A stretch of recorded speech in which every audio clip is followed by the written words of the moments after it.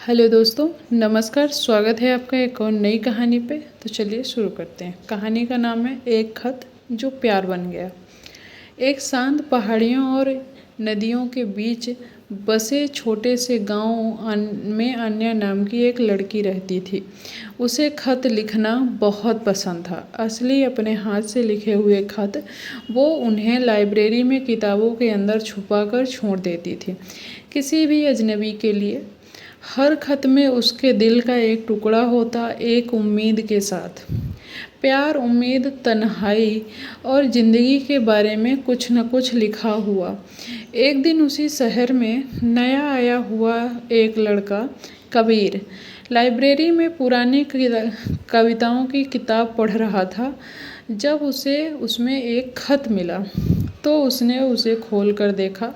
उसमें लिखा था, अगर तुमने यह खत पढ़ा है तो शायद इसका कोई मतलब है कि तुम भी मेरी तरह जादू पर यकीन करते हो, उस प्यार पर जो चुपचाप आता है।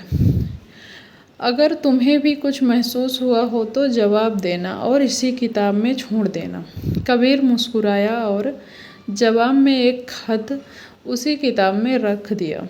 कुछ दिनों बाद अन्या फिर लाइब्रेरी आई और उसका खत पढ़कर मुस्कुराई और जवाब दिया, और यूं ही सिलसिला चलता रहा। बिना एक दूजे को देखे सिर्फ खतों में दिल मिलते रहे। धीरे धीरे उनके शब्दों में प्यार घुलने लगा और एक दिन कबीर ने लिखा, मुझे लगता है मैं तुमसे प्यार करने लगा हूँ अन्या, लेकिन क्या तुम हकीकत हो या सिर्फ स्याही से लिखा हुआ कोई सपना।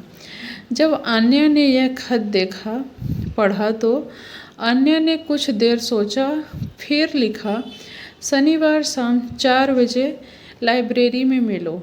मैं वहीं किताब हाथ में लिए खड़ी रहूँगी। शनिवार आया। लाइब्रेरी शांत थी।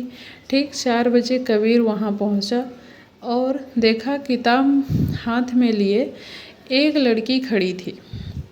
दोनों की नज़रें मिली और कोई शब्द नहीं, बस एक मुस्कान। और वही मुस्कान थी जहाँ से उन दोनों की असली कहानी शुरू हुई।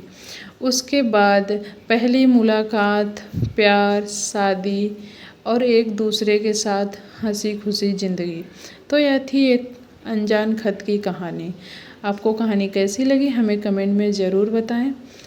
तब तक के लिए जय हिंद, जय भारत।